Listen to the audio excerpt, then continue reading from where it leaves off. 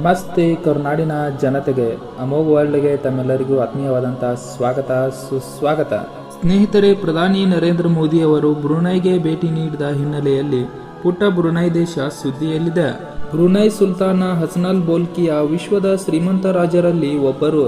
ಅವರು ತಮ್ಮ ಐಷಾರಾಮಿ ಜೀವನ ಶೈಲಿ ಮತ್ತು ಚಿನ್ನದ ಮೇಲಿನ ಪ್ರೀತಿಗೆ ಹೆಸರುವಾಸಿಯಾಗಿದ್ದಾರೆ. ಸ್ನೇಹಿತರೆ, ಬ್ರುನೈ ದೇಶದ ಸುಲ್ತಾನ ಹಸನಲ್ ಬೋಲ್ಕಿಯಾ ಸಾಮಾನ್ಯ ವ್ಯಕ್ತಿ ಅಲ್ಲವೇ ಅಲ್ಲ. ಈತನ ಐಷಾರಾಮಿ ಜೀವನಕ್ಕೆ ಮತ್ತೊಂದು ಉದಾಹರಣೆ ನೀಡೋಕೆ ಸಾಧ್ಯವೇ ಇಲ್ಲ.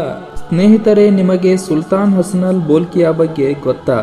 ಇವನು ಜಗತ್ತಿನ ಅತ್ಯಂತ ಶ್ರೀಮಂತ ವ್ಯಕ್ತಿಗಳಲ್ಲಿ ಕೂಡ ಒಬ್ಬನು ಮತ್ತು ಇವನ ಎಲ್ಲಾ ಮೂಲಗಳ ಆದಾಯದ ವಾರ್ಷಿಕ ಗಳಿಕೆ 30 ಬಿಲಿಯನ್. ಸ್ನೇಹಿತರೆ, ಇವನು ಪುಟ್ಟ ಬ್ರುನೈ ದೇಶದ ಸುಲ್ತಾನ ಹಾಗೂ ಅಲ್ಲಿನ ಪ್ರಧಾನಮಂತ್ರಿ ಕೂಡ ಇವನೇ.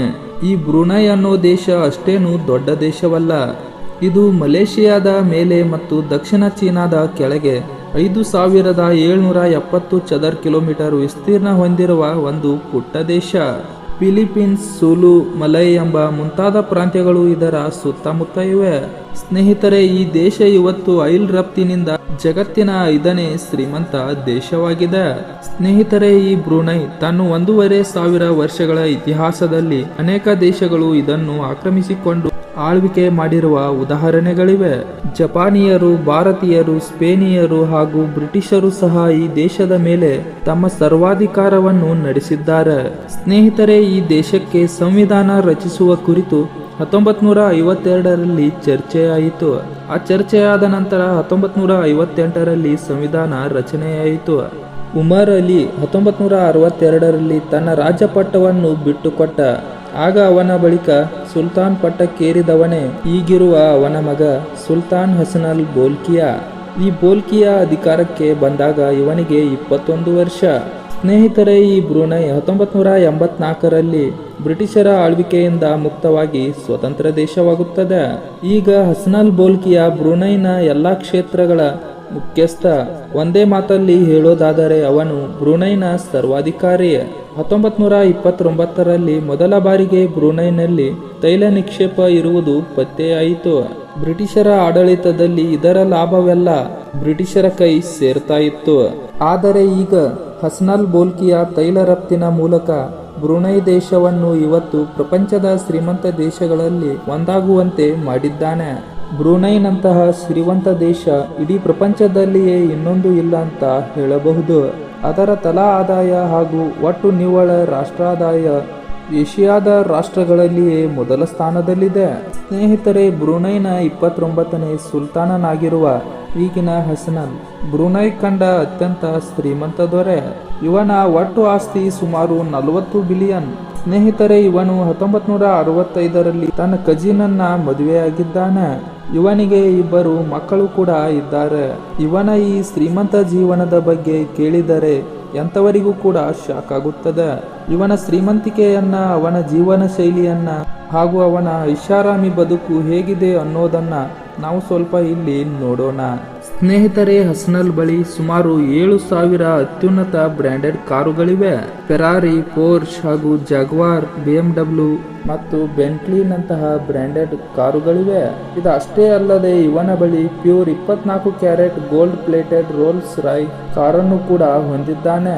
ಸ್ನೇಹಿತರೆ, ಈ ಹಸನಲ್ ಒಂದು ಸಾರಿ ಹೇರ್ ಕಟ್ ಮಾಡಿಸಲು ಖರ್ಚು ಮಾಡುವ ಹಣ $20,000. ಅಂದರೆ ನಮ್ಮ ಭಾರತೀಯ ರೂಪಾಯಿ ಲೆಕ್ಕದಲ್ಲಿ ಒಟ್ಟು 15 ಲಕ್ಷ ರೂಪಾಯಿ. ಇದೇ 15 ಲಕ್ಷ ಹಣ ನಮ್ಮ ಭಾರತೀಯ ಬಡವರಿಗೆ ನೀಡಿದರೆ ಅವರ ಬದುಕೇ ಬದಲಾಗುತ್ತದೆ.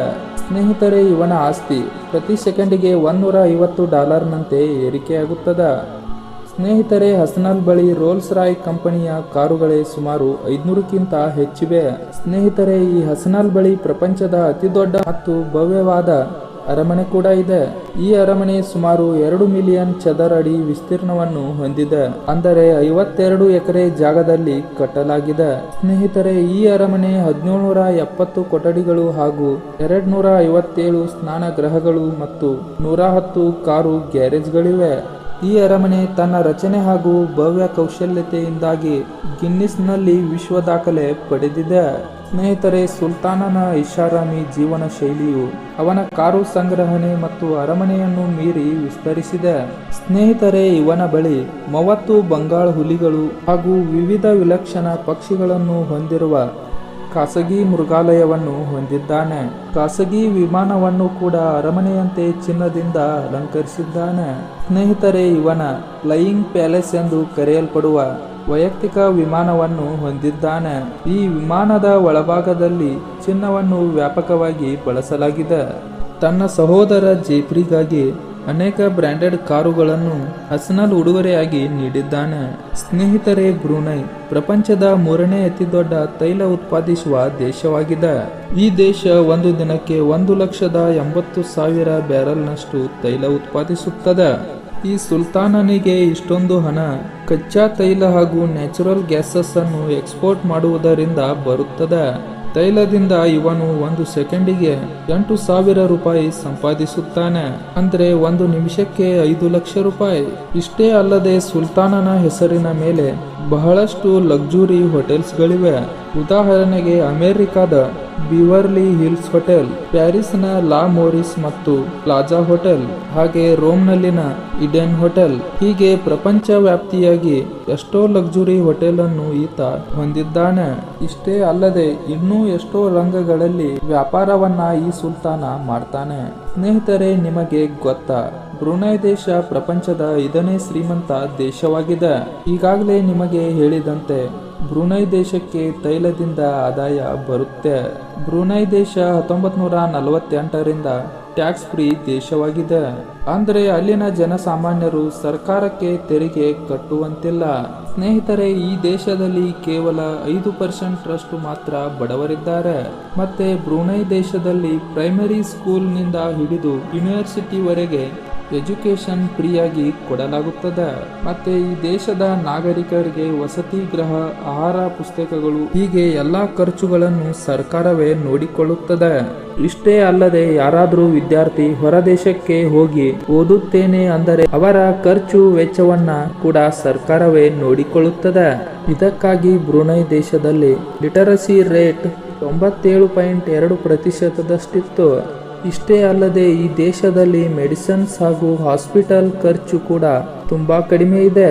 ಸ್ನೇಹಿತರೆ, ಹಾಗಾದರೆ ಬ್ರುನೈ ಸುಲ್ತಾನನ ಲೈಫ್ ಸ್ಟೈಲ್ ಖರ್ಚು ವೆಚ್ಚವನ್ನ ನೋಡಿ ಏನು ಅನಿಸುತ್ತದೆ? ಸುಲ್ತಾನ್ ತನ್ನ ಹಣವನ್ನ ಸರಿಯಾಗಿ ಖರ್ಚು ಮಾಡ್ತಿದ್ದಾನ ಅಥವಾ ಇಲ್ವಾ ಅನ್ನೋದನ್ನ ಕಮೆಂಟ್ ಮೂಲಕ ನಮಗೆ ತಿಳಿಸಿ. ಸ್ನೇಹಿತರೆ, ಈ ವಿಡಿಯೋ ಇಷ್ಟ ಆದಲ್ಲಿ ಲೈಕ್ ಮಾಡಿ, ಶೇರ್ ಮಾಡಿ ಮತ್ತು ಸಬ್ಸ್ಕ್ರೈಬ್ ಮಾಡಿ ಸಪೋರ್ಟ್ ಮಾಡೋದನ್ನ ಮಾತ್ರ ಮರಿಬೇಡಿ. ಮುಂದಿನ ವಿಡಿಯೋದಲ್ಲಿ ಮತ್ತೊಂದು ವಿಷಯದೊಂದಿಗೆ ಸಿಗೋಣ. ಜೈ ಹಿಂದ್, ಜೈ ಕರ್ನಾಟಕ ಮಾತೆ. ಧನ್ಯವಾದಗಳು.